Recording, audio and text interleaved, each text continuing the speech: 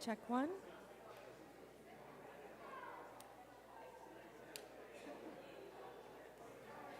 Check two.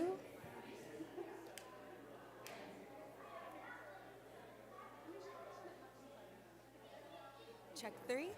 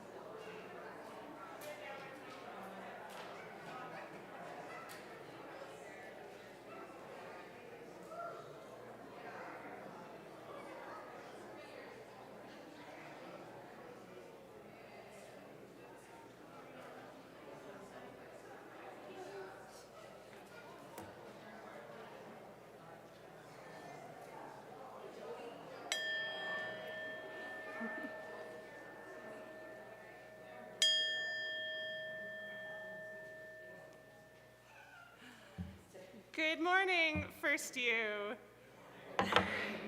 We're going to begin today with some singing. Today we're still doing Lead with Love by Melanie DeMore. You ready? Or was it a bug? There was a I thought it was excitement. Okay, all right. So you know this one well. The words will be up on the screen. The verses will be call and response. And let's set up our clapping first. We don't have to be maybe quite so enthusiastic, but all right, so.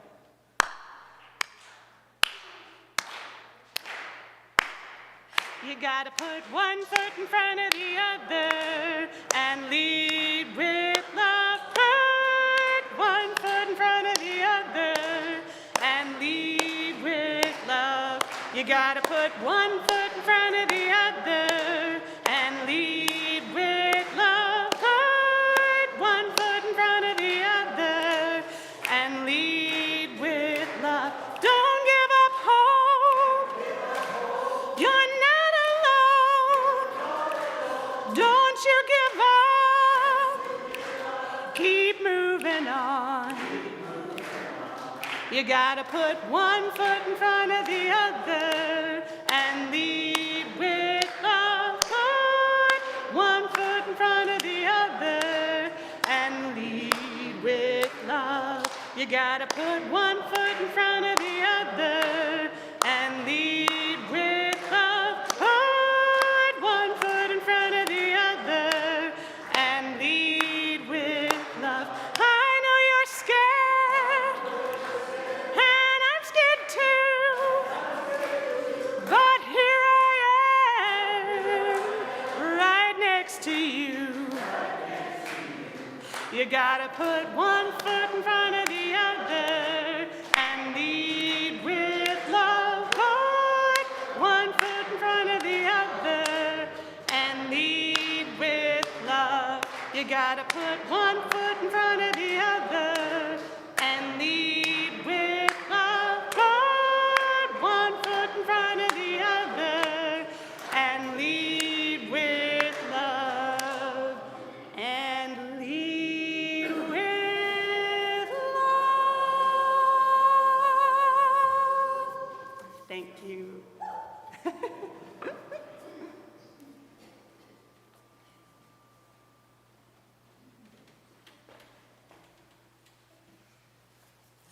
Good morning, everyone. I am Carmen from the Board of Directors, and I have 4 announcements for you today, and I will try to keep it short. First announcement from the Environmental Action Group, an update on Bill 5 that you probably heard about on the radio and TV. Unfortunately, Ontario Bill 5 was pushed through the Ontario legislature with very limited debate this past week. It is a highly anti-democratic bill which undermines provincial protections for the environment, endangered species, wildlife, and Indigenous rights. The good news is that it is not too late for us to contact our provincial leaders to protest the passing of this bill. For more information, please go to the FirstU's website, go to the Climate Action page and look under EnviroBits and Enviro Advocacy as to what you can do in order to protest. Second announcement, Child Heaven, the charity founded by our own Bonnie and Fred Cappuccino, is holding its 40th anniversary gala dinner on Saturday, June 14, starting at 5 p.m. at the Richelieu Vanier Community Center. Tickets are $60.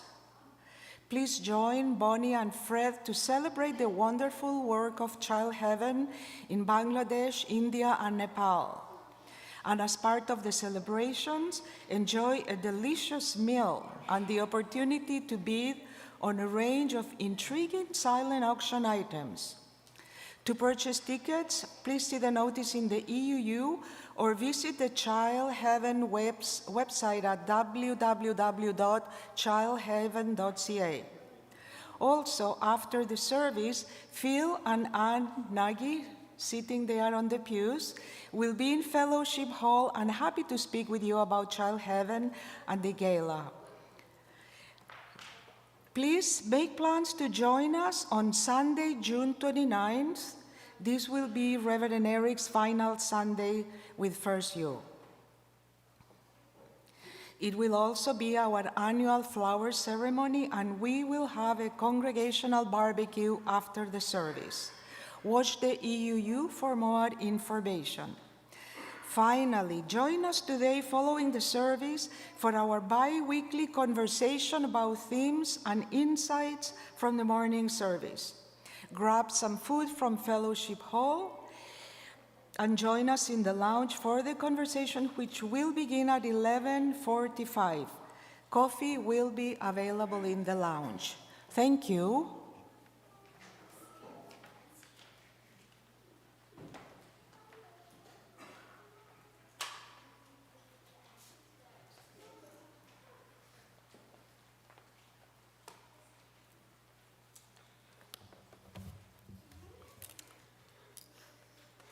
Bonjour tout le monde. Good morning, everybody. Bienvenue à la première congrégation Unitarian d'Ottawa. Welcome, everyone, to the First Unitarian Congregation of Ottawa. Whether you're here in Worship Hall or watching from wherever you may be, even South Africa this morning, you are welcome. I'm Alex Campbell, and I'm pleased that Reverend Eric invited me to once again take his pulpit this morning. The last time I did so was Groundhog Day. And you may remember that I said then that we only had 1,448 days left to the end of the Trump administration. Well, a few historical and hysterical days have passed since then, and today we only have 1,312 days left. It's still so bad, it's still so sad, but this too shall pass, and we shall survive. And I am Mary, your worship associate this morning. We acknowledge that our FirstU campus is located on traditional, unsurrendered, and unceded Algonquin and Anishinaabe territory, and that the work of reconciliation is a responsibility of our congregation and of all Canadians. Our goal is to educate ourselves and all those that have the willingness to understand, to be of service to those who are at risk, and to advocate for justice. As health challenges continue, do take care and take advantage of online opportunities at FirstU to stay in touch. If you are new to FirstU and would like to learn more about us, please contact us through our email at welcome@firstunitarianottawa.ca. And if you are right here in Worship Hall with us this morning and would like more information about FirstU, it is available at the welcome table at the back of the pews, and Eva is there to welcome you. We encourage you to sign up to receive the EUU, our weekly email newsletter. Sign-up information is available on our website under the Communications tab and as a QR code on the back of our printed programs. Check our Facebook and Instagram pages and our website for notices and updates. Our calendar continues to be as full as ever, though some of our activities take place online. This morning, each of us is welcome. We have any heritage or faith, whatever our burdens, of any culture or race, of any gender or orientation. In any body, all that we are, today we are all a part of this spiritual community. Welcome. And now I'd like to do the chalice lighting, and let me see. I have two helpers who would like to help me. One is Hazel, and the other one, I believe, is Rosalie. And I've lost Alex. Oh, Alex is here. Oh, good. So these people will help us, and I'm going to do a reading while they do the very important job of lighting. This is by William Schultz and Albert Thielander. Come into this place of peace and let its silence heal your spirit. Come into this place of memory and let its history warm your soul. Come into this place of prophecy and power and let its vision change your heart. We hallow this time together by kindling the lamp of our heritage. And now Jan will lead us in the chalice song.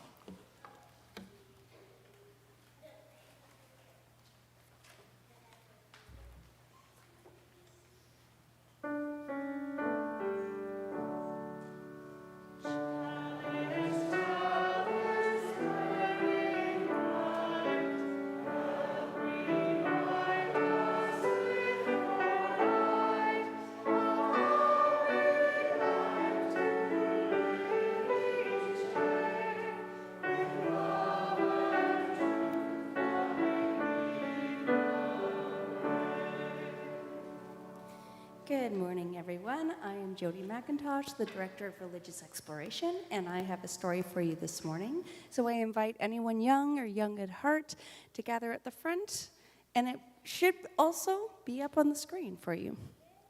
So this morning, my book is called Elma and How She Got Her Name.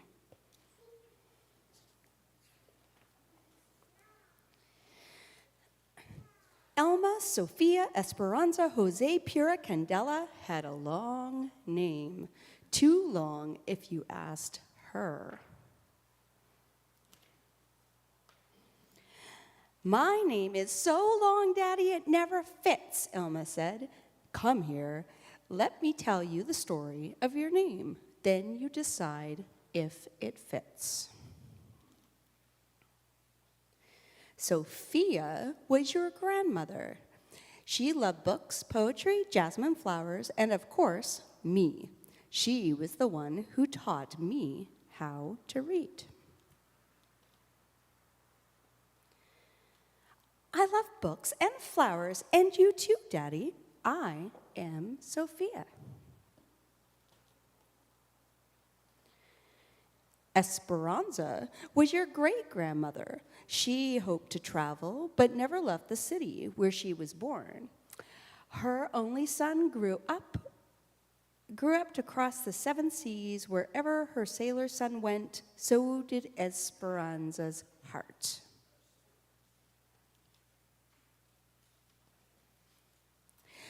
The world is so big. I want to see it, Daddy. You and me together. I am Esperanza.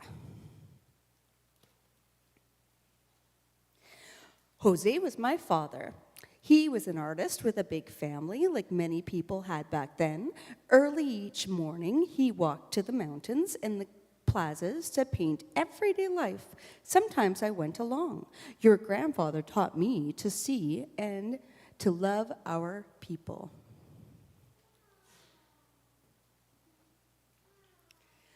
I wake up early every day, and I draw a lot, too. This morning, I drew a kitty cat for you, Daddy. I am Jose. Pura was your great aunt. She believed that the spirits of our ancestors are always with us, watching over us. When you were born, she tied a red string around your wrist, a charm to keep you safe. Hello, Pura. It's me, Elma. Candela was your other grandmother. She always stood up for what was right. I am Candela.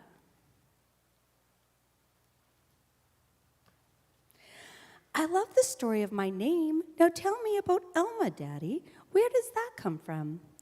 I picked the name Elma just for you. You are the first and the only Elma. You will make your own story.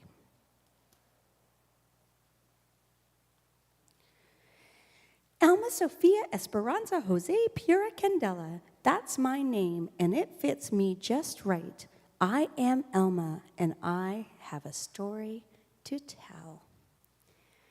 Thank you so much for listening to my story. And I'm just going to add, I have a relative way back in my line, and her name was Juana Maria de los de Leon.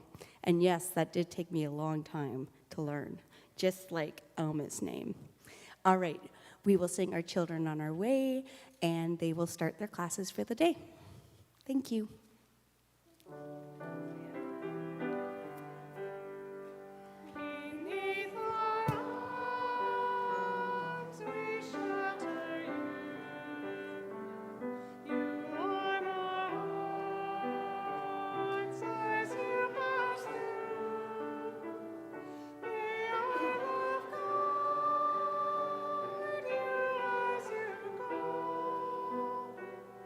To help you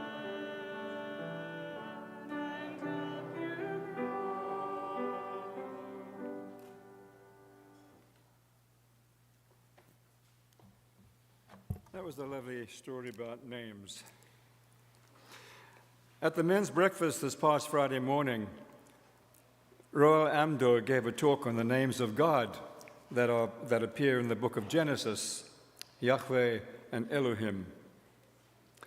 Now, the composer of our first song this morning, Brian Wren, he writes, "If the human race is created in the image and likeness of God, as is told in the myth of Genesis, chapter 1, verse 27, it follows that both femaleness and maleness reveal the divine, and since we are not static but have a changing life cycle, both youth and age give glimpses of God as well."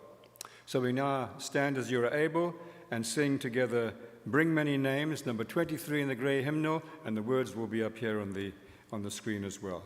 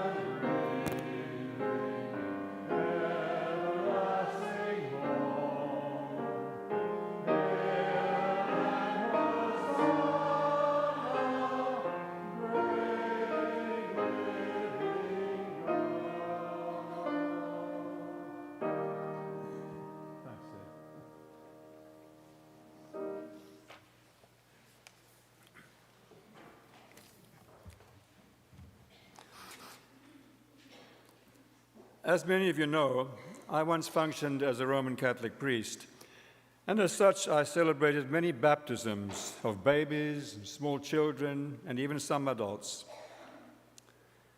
And here at First Unitarian of Ottawa, I ministered as a lay chaplain for 8 years. In this role, too, I was very fortunate to celebrate a number of child namings. It was always a great privilege.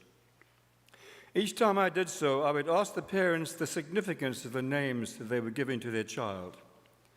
I found this most meaningful.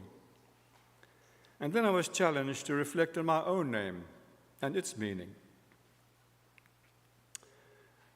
I was baptized Alexander Joseph Campbell a few weeks after I was born in Durban, South Africa in 1941. The Alexander was after my father, also named Alexander, whom everyone called Sandy. His middle name was Penny, named after his mother's maiden name. And when people ask me whether I prefer to be called Alex or Alec, I respond that my family calls me Alec, but some folks here call me Alex, and my tail wags to both. And when I visit Scotland, my family there call me Sandy. There was no one named Joseph in the family, so I assume it was a devotional name after the husband of Mary, the mother of Jesus. My surname or family name, Campbell, comes from the Gaelic words Cam Buell, which means wry or crooked mouth. So when my face is at rest, and I'm not smiling, as Pat MacDonald reminds me every now and again, the grumpy look on my face is due to my crooked mouth. My mother's names, by the way, were Enrichetta Evelina Estella Di Martini, names stemming from her Italian heritage, but everyone called her by a different name, Harry or Harriet. For full disclosure, when I was a young lad of 7, it was time for me to be confirmed. And those of you who have a Roman Catholic background will remember that when you were confirmed in the Catholic Church, you chose the name of a saint that was going to be your patron for the rest of your life. Well, I chose the name Pancratius, or Pancras. Not Pancreas, Pancras. He was a Roman Catholic, he was a martyr and the patron saint of young people. Imagine the look on the bishop's face after a whole lot of Peters and Pauls and Matthews and Johns and Philips. He had a Pancratius to confirm. At least I have a railway station in London named after me.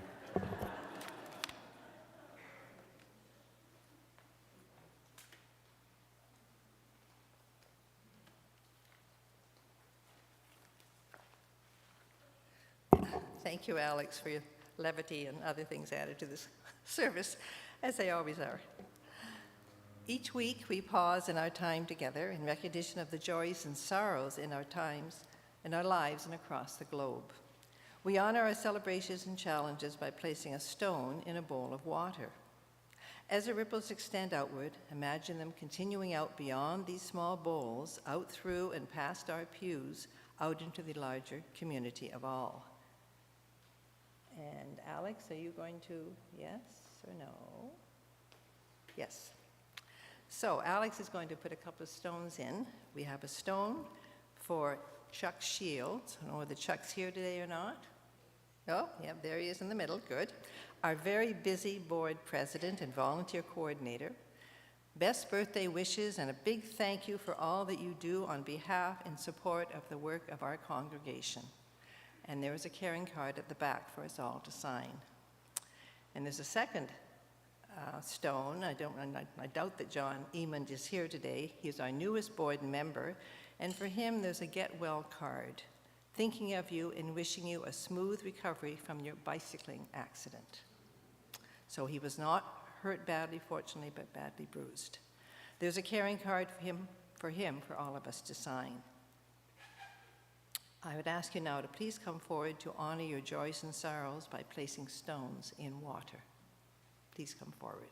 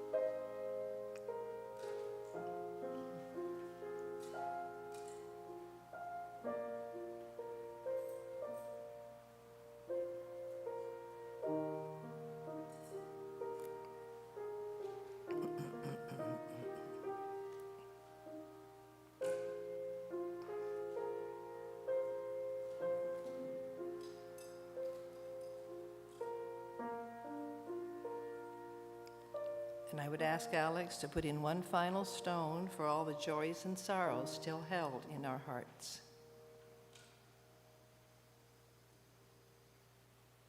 Mario has just told me too that Norma Yateman, a long-time member of the congregation, died yesterday afternoon. So this final stone from Norma and for her family will really her this time. So for those who perhaps couldn't hear, Norma Yateman, as I understand, died yesterday afternoon. So the final stone is also for her and for her family. Carrying cards for Chuck and John are at the back of the hall for us to sign. Even if you don't yet know them, this is a way for us to extend our care on behalf of those who give so much of their hearts to this congregation. And now I'm going to continue, so I hope you're not getting tired of me yet. I have a rather long reading, so settle back. It's a very good reading, but it is rather long. And the reading this morning is an amalgam of thoughts from William Shakespeare and Rabbi Brad Hirschfield. In the Bard's play, Romeo and Juliet, we hear Juliet say, "What's in a name? That which we call a rose by any other name would smell as sweet." This is her line when she's telling Romeo that a name is nothing but a name, and it is hence a convention with no meaning behind it. This means essentially that what something is called can never fully capture the full meaning of what that something is. This is particularly true for people who are surely more complex than any one name or label that gets slapped on them. But there's still a lot in a name. Rabbi Hirschfield says that while it is true that a person's identity cannot be reduced to their name, names can matter when it comes to expressing our hopes, dreams, aspirations, and expectations. Just ask any parent who has spent countless hours choosing a name for their baby, or people wrestling with decisions about their names after marriage, or people who change their names in the wake of some life-altering experience, or in the effort to help effect the change which they want in their lives. There is a reason that most spiritual traditions attach huge importance to naming, be it at the time of birth, adoption, conversion, or even at times of crises, when the hope is that by picking a new name or adding to the old one, a person can help pick or shape a new life for themselves. Names do matter. Rabbi Hirschfield continues, "I will never forget sitting in the hospital with my wife the day after our third child was born. We had picked out a name, a perfectly lovely name for our daughter, and were filling out her birth certificate. We got to the line about her name, and I was about to write down the name we had chosen when I dropped the pen and ran over and lifted the baby out of her bassinet and looked into her eyes. 'That's not her name,' I said to my wife. To which she responded with her typical calm, 'Okay, what is?' And with all of my heart, I answered, 'Adina,' Hebrew for gentle one or delicate one. Honestly, it was more intuition than anything else that was driving me that morning, though it was also being struck by a kind of delicacy about this baby, a delicacy that I had not felt in her sisters. Not a weakness, but a genuinely delicate presence which needed to be recognized and celebrated. Happily, my wife agreed, and our new daughter had a new name. Did it matter? Of course, there's no way of knowing, but I do know that the feeling I had that day was as deep and real as anything I have ever felt, and I know that I am not alone in having a story like that. So what's in a name? Do they really capture all of who we are, or have the power to single-handedly shape our destiny? Of course not. But names are mirrors and containers of some of our most deeply held hopes and profoundly felt intuitions. They can even be guides, pointing us toward being the person we most want to be, or connecting to a cherished part of a family history. While we should never reduce ourselves or anyone else to their name, it pays to appreciate the power of names and naming. So, what's in a name? Quite a lot. And Jen would perhaps like me to announce that the next hymn will be number 276, O Young and Fearless Prophet. It will be in your hymnal, the gray one or above.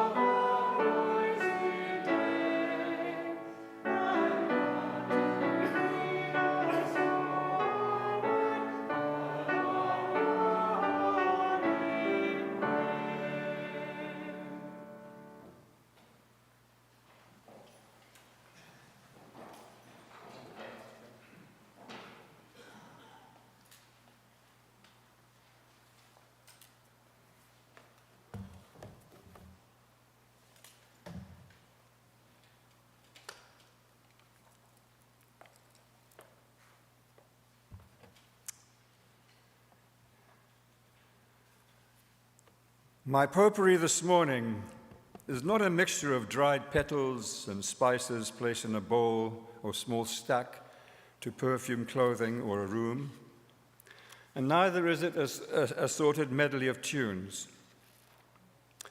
No, my potpourri this morning is an unusual assortment of seemingly unrelated thoughts and ideas that relate to names. Names we are given, or either take for ourselves, or give to things. It was Reverend Eric who suggested that I speak about this morning. What something is called can never fully capture the full meaning of what that something is, but there is a lot in a name. As I tell stories about names this morning, I'll probably upset a few people. May I suggest that you just sit back, relax, listen as much as you can, and if there is some consternation in what I say, then perhaps we can talk about it after the service over a cup of coffee. My reflection on names and naming is divided into two parts. Firstly, I begin by considering our name, Unitarian Universalist. What does the name Unitarian Universalist mean? And where did we get our name? To respond to these questions, I need to go back to the very beginning and have a look at our fourth source, Jewish and Christian teachings which call us to respond to God's love by loving our neighbors as we love ourselves. I do so because I heard recently that there is a move to re-look at our sources and perhaps remove this source altogether from the list of sources. This I would find rather disconcerting from a historical point of view, because whether we like it or not, we do have Christian roots. Our roots are in Christian beginnings.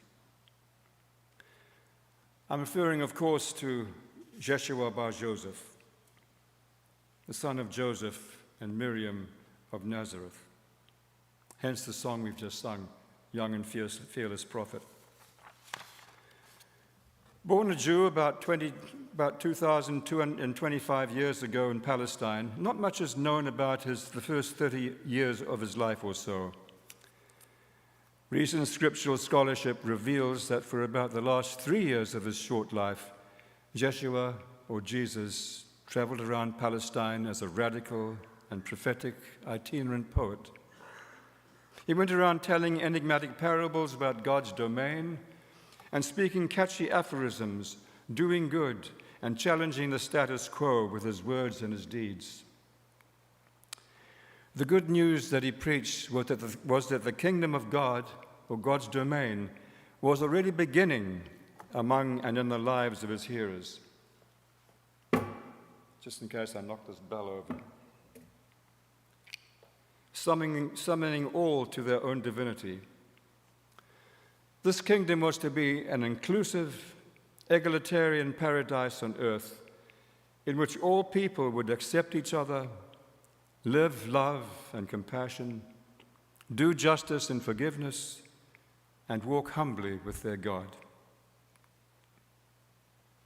In his living, Jeshua violated and opposed much of the customs and religious practices that had developed over the centuries in the history of his Jewish people. In his preaching and in his living, he threatened the status quo.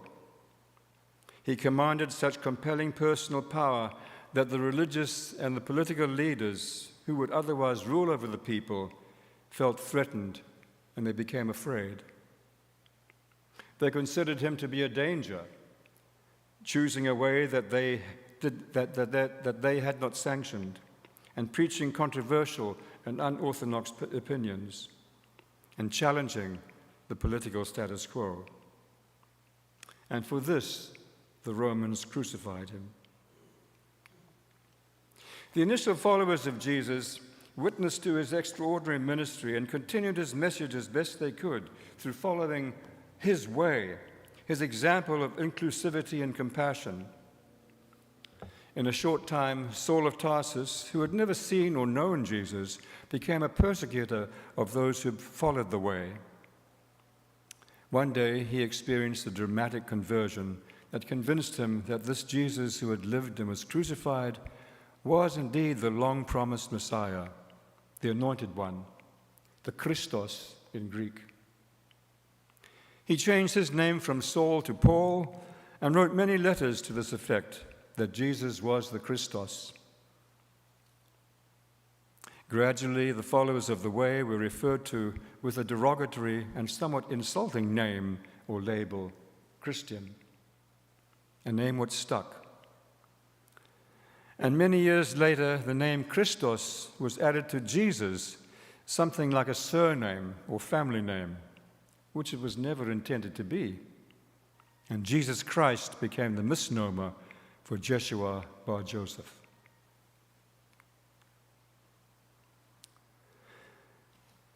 Those early Christians had no set rituals, no statement of belief, no standard way of coming together.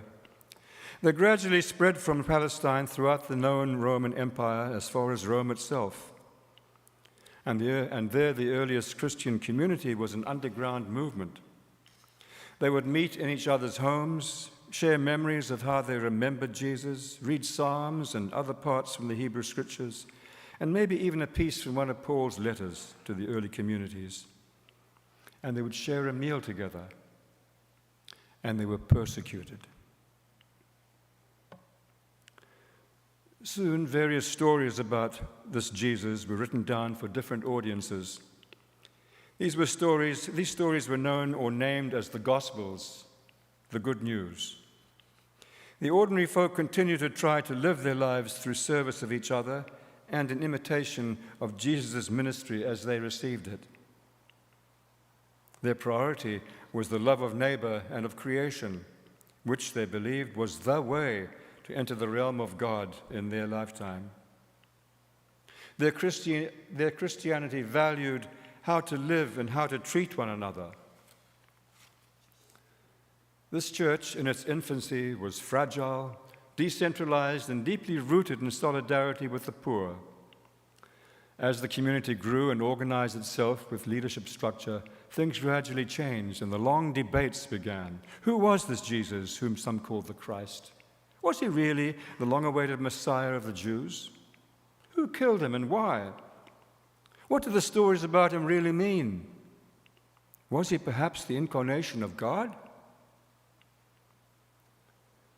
To cut a long story short, over the next 2 centuries, Christianity became pretty popular despite having been persecuted by various emperors. Then, in 313 of the Common Era, things changed radically. Constantine, the non-Christian Roman emperor, decreed that Christianity would henceforth be an acceptable religion throughout the empire, along with Judaism, emperor worship, and other religions.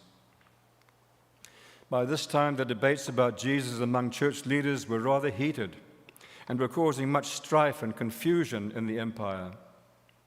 On the one hand, there were the followers of a deacon named Arius from Alexandria, who said that God was one and Jesus was made by God, like us, to walk among humankind, to give us an example of how we could behave as we walked the way of God. Yes, Arius was a Unitarian. On the other hand, there were those led by a bishop named Athanasius, who also taught the oneness of God, but that Jesus was of the original essence of God, and together with God's distinct Spirit, was actually God. One God, but a trinity of persons: Creator, Jesus, Spirit. So Constantine, the non-Christian emperor, called the church leadership to join him at Nicaea in the year 325 of the Common Era. He did so to settle things once and for all and bring about unity in the empire, which was so important. This gathering was named the Council of Nicaea. About 300 bishops attended, and on the basis of differing philosophies, the men, for they were all men, wordsmithed a statement favoring the side that said that Jesus was actually God. Apart from condemning Arius and Arianism as heretical, it produced a creedal statement called the Nicene Creed, and established a church structure based very much on the structure of the Roman Empire. In a real sense, we can say that this year, 2025, is the 1700th anniversary, not only of the Council of Nicaea, but also the birth of Unitarianism. Happy birthday. Instead of bringing about unity in the empire, this Council of Nicaea actually created greater dissension and division by deciding who was in by professing the Nicene Creed and who was out by choosing to believe differently. From this point forward, Christianity changed from valuing first how you lived and treated one another to valuing first what you believed. From this time forward, it was more important to know what to say than to live what you believe. Over the centuries, those heretical Arians were subsequently called Socinians, Polish Brethren, and eventually Unitarians. In parenthesis, it is quite ironical that when Constantine converted to Christianity on his deathbed, he and his family were all baptized as Arians. What about the Universalist part of our name? We look once again to the earliest years of Christian history, to Origen of Alexandria, who was born in the late 2nd century of the Common Era. He valued reason and the acquisition of knowledge and wisdom through a search for the truth, much like our fourth principle. He was a prolific writer in a time of doctrinal flux, many years before the Council of Nicaea. There were many questions, not only about the nature of Jesus, but also about the meaning of salvation and the fate of souls after death. In this, Origen imagined that all people would be saved, and he taught what would become the concept of universal salvation. For this, and for other ideas he espoused during his life, he was posthumously condemned as a heretic, and his teachings declared heretical many years after his death. So we see that our Unitarian Universalist name has its roots in the heresies of the early Christian church. While it is true that modern Unitarianism may be traced to the Reformation and Michael Servetus, it is not the whole truth. Here endeth part 1 of my potpourri of thoughts on names. Part 2 of my potpourri reflection on names could be termed a potpourri, spelled differently, as it refers to the two popes upon whom much of the world has been focused these past few weeks. Actually, this is what Reverend Eric suggested that I speak about this morning. I refer, of course, to the passing of Pope Francis and the election of Pope Leo XIV. A consideration of their names is most interesting. A long-standing tradition from about 955 of the Common Era has it that popes change their names from their baptismal or given names. Popes have often chosen the names of their immediate or distant predecessors out of respect, admiration, or recognition to mark some kind of continuity. Some have obviously chosen different names to mark innovation. And of the 267 popes in history, roughly half have chosen a new name. 13 years ago, when the Jesuit Cardinal of Buenos Aires in Argentina, George Maria Bergoglio, was quickly elected on the 4th ballot, he unexpectedly and intentionally took the name Francis, which had never been used before. Why did he do this? What motivated him? He did so in imitation of the poor man of Assisi. The 13th century Francis of Assisi had received a call to, quote, rebuild the church which is falling apart, unquote.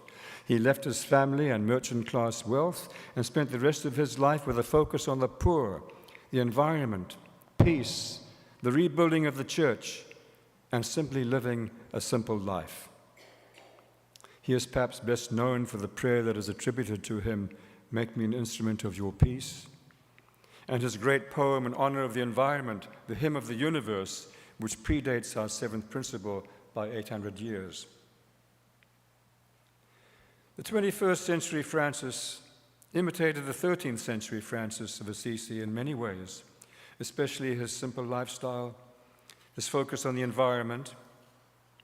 He wrote a social encyclical letter called Laudato Si on the environmental crisis to all women and men throughout the world. And since then, Laudato Si groups have been established all over the world, not only in Catholic parishes, to bring about the environmental changes that he envisaged in his letter. He emphasized mercy over judgment, dialogue over dogma, proximity to the poor over protection of privilege. And he decried clericalism, telling priests and bishops that they should smell of their sheep.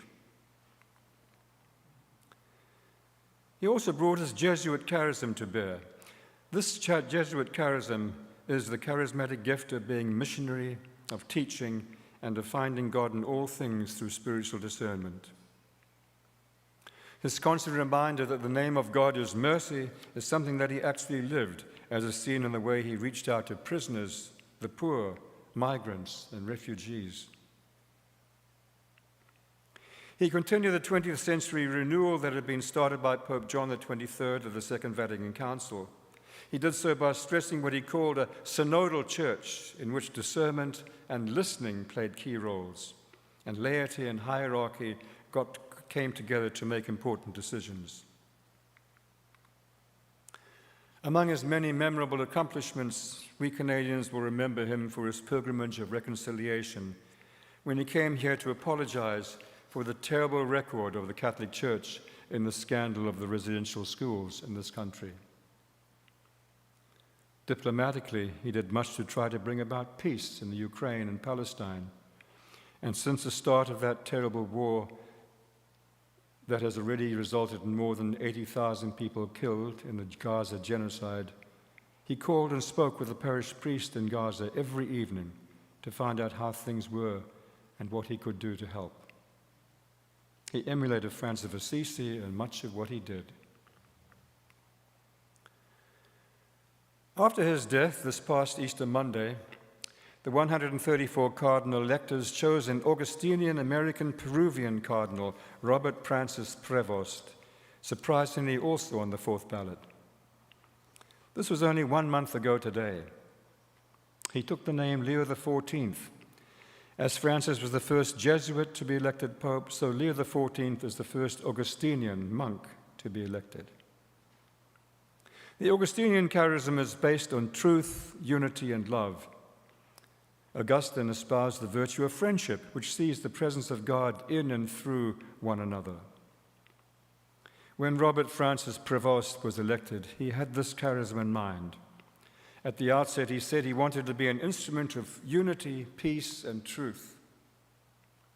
Regarding peace, he has already spoken to both Putin and Zelensky, and his message in Gaza has been interpreted as a strong affirmation of his commitment to peace and the protection of the vulnerable. His calls for a ceasefire and the release of hostages have been widely praised by some and have been also drawn criticism from others. Why did he take the name Leo XIV? To answer this, we need to see what some of the other Leos were like. I'm not going to go through all 13 by it. The first Pope Leo in the 5th century was very orthodox in following the Council of Nicaea and combating subsequent heresies. He also confronted Attila the Hun and saved Rome from the onslaught of the marauding barbarians.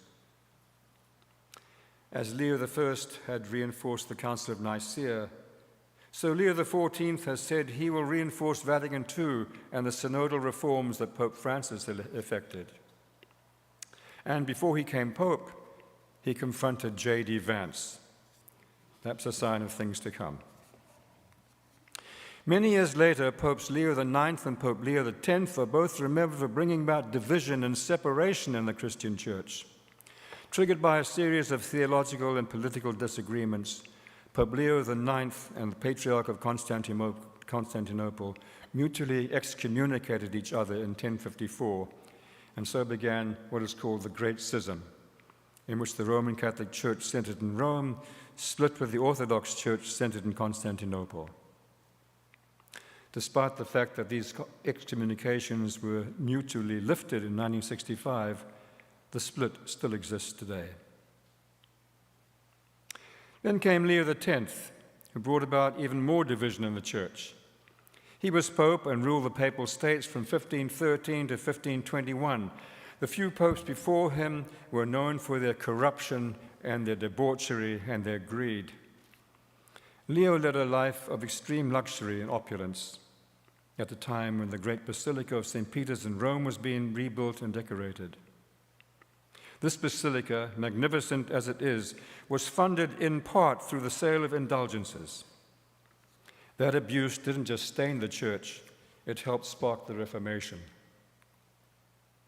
I'll not go into the idea of indulgences here. That is something we can maybe talk about afterwards. But just an aside, they were something like a spiritual community bond to raise funds to finance the building of a building project. But instead of promising an interest 40 or 50 years down the pike, it promised a spiritual reward after death. The see indulgences is something like a community bond. The practice of selling indulgences raised the ire of a German Augustinian monk named Martin Luther. He vehemently opposed this and other teachings of the church and what he saw as the corruption of the clergy. He posted 95 theses in the door of the church in Wittenberg, holding certain theological positions at variance with Rome and attacking the Pope for corruption. For this, Pope Leo X excommunicated him, and so began the Protestant Reformation. More division prompted by a pope named Leo. So whereas Leo IX and Leo X had brought about division in the church through the Great Schism and the Reformation, Leo XIV has said that he intends to bring about unity in the Christian church. He's already reached out to the Eastern and Protestant churches with the intention of starting some really serious conversations about Christian unity.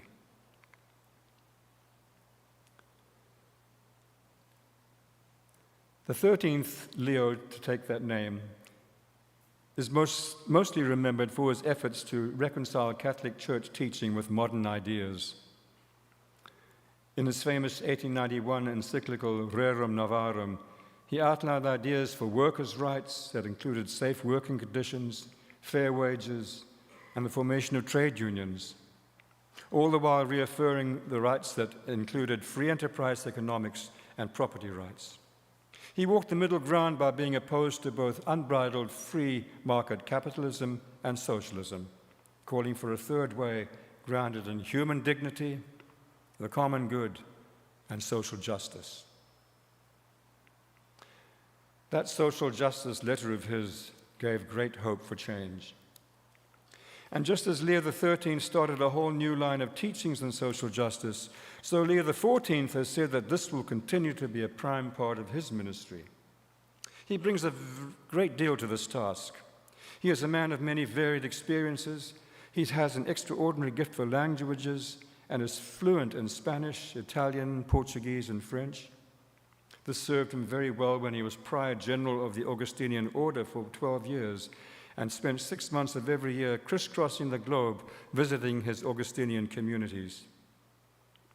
He then served as a missionary bishop and bishop in Peru for over 20 years. During this time in Peru, he lived alongside his parishioners through a bloody civil war, a decade-long dictatorship, and unstable post-dictatorship period that has so far led to 3 former presidents being handed prison sentences. Among these challenges, Provost became part of Peruvian society and eventually a leader within it. He was recalled to Rome by Francis and eventually made a cardinal, responsible for appointing bishops throughout the world. When I was studying for my degree in spirituality at St. Louis University in 1974-76, I had 2 Augustinian classmates who know Leo XIV when he was a young student, many years after they were seminary students themselves. They refer to him as Pope Bob. They know him as a calm, quiet, and serene man who listens very attentively, is a good manager and missionary in the mold of Francis, with a charitable heart for the poor, refugees, and the marginalized. And he sees the church as missionary and as a battlefield hospital. Others have referred to his integrity and his respect for the dignity of every person. He is someone who stands with both feet planted firmly on the ground, is decisive, and is not afraid to challenge and attack political leaders who are unjust. Pope Leo XIV has demonstrated and lived these values through the many steps in his life as a servant leader, a priest, a teacher, a missionary, a bishop, and a committed friend to the poor. Leo XIV will undoubtedly chart his own path, to be sure, but we know the direction in which he is headed, following the example of Francis, living his Augustinianism charism, and working for peace and unity in the church and in the world. On top of this, he speaks English with a Chicago accent. He loves sports, is an avid Chicago White Sox fan, and plays a mean game of tennis. So what's in a name? Apparently quite a lot.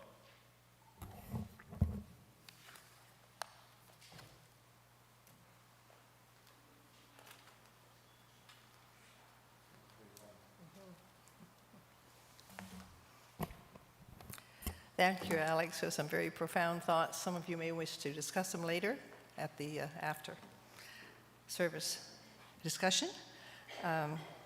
Will our ushers start passing the baskets at this time? Thank you. This congregation has a long history of care, vitality, and bringing people together to move the arc of justice forward. We have been able to live into our hopes and dreams because of the generosity of those within and beyond this community. Whether you are here in Worship Hall or anywhere else, you are part of this community. We rely on one another to keep this congregation vital and resilient. If you have any questions about how you can give, please go to our website or contact our finance manager to find out how to make a donation or keep up with your pledge. Our gifts are freely given and gratefully received. We dedicate these gifts to the work of this community of faith, serving human wholeness, caring for the planet, upholding religious freedom, welcoming the stranger, loving one another.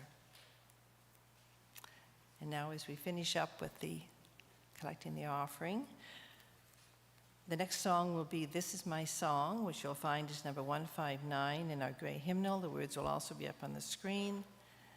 As you are ready, please rise in body or spirit as we sing This Is My Song.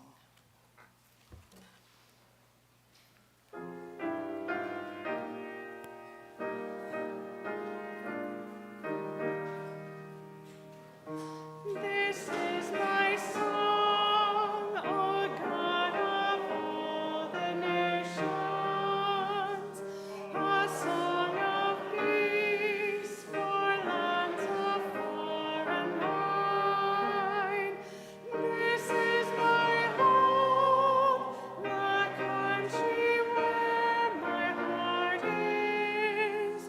Here are my hopes, my dreams.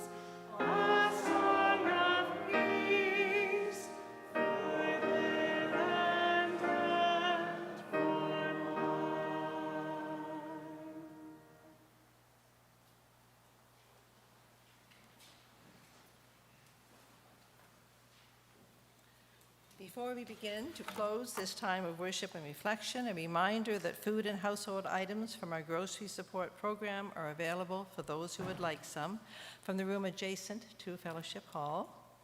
And the grow towers are also available for those who may want to take some greenery home. And a reminder that the after-service discussion today will be in the lounge, and I'm sure Alex has lots of ideas if you'd like to talk things over with him. Mia's Indian Cuisine is offering lunch for sale after this service. If you are new here, still feel new, or simply welcome conversation today, please pick up a green mug as you enter Fellowship Hall. Doing so will help others look forward to a good conversation with you and help them to find you. And if you see someone sporting a green mug, approach them, ask them about who they are and what drew them here this morning. Could be the start to another great conversation.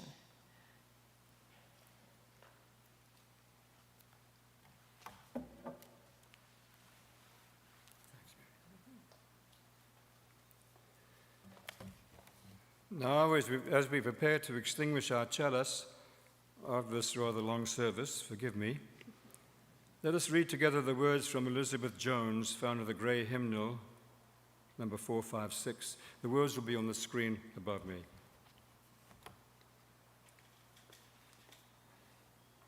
Or may not be.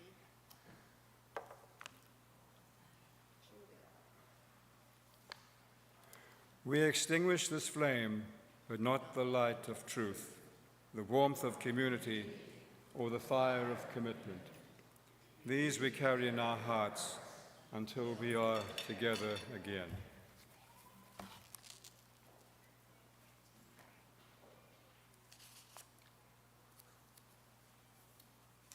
Jan, will you please bless us by leading us in our closing song, Spirit of Life? The words will be on the overhead screen in English and then in French.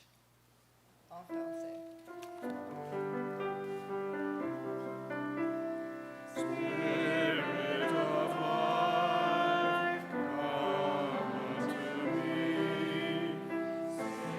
In my heart, oh, the stirrings of compassion, blow in the wind, rise in the sea, move in the hand, giving life the shape of justice. Roots hold me close, wings set me free. Spirit of life, come to me, come to me. Source de vie, ciels en moi, danse de mon cœur, de compassion, chante dans les vents, danse avec la main, anime l'âme, oui, façon de justice, mourir loin, ciel emporte-moi, source de vie, lève-moi, lève-moi. For those who wish, please reach your hands out toward one another. For all who seek God, may God go with you. For all who embrace life, may life return your affection. For all who seek a right path, may a way be found, and the courage to take it step by step. May we all have a passionate zest for our world, much gentleness, and may we all be more human to the end. And as the medieval mystic Julian of Norwich said during the Black Plague, when her world was falling apart around her, all shall be well, all shall be well, all manner of things shall be well. Go in peace, dear friends, go in making peace with justice. Amen, so may it be. Thanks, Jim.